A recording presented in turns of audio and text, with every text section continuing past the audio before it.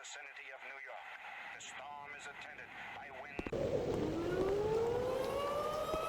In Providence, the water ran an incredible 13 feet above normal high tide. It rose over the banks of the river and rushed into the downtown area as often.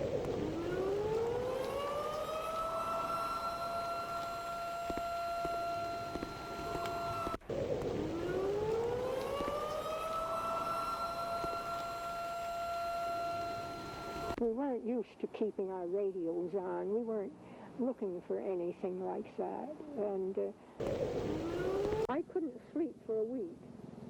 I could see nothing but those huge waves every time I closed my eyes. That afternoon we started looking for my friend who lived across the road. He was 4 months younger than me. We couldn't find him anywhere, so there were firemen from Providence and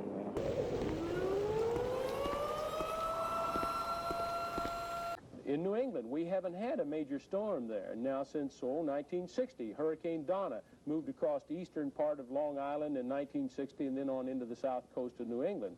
So you see, that's been...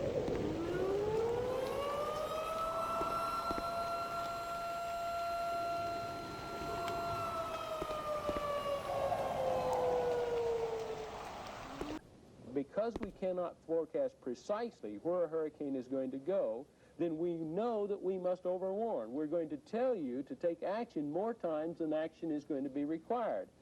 Now, we estimate that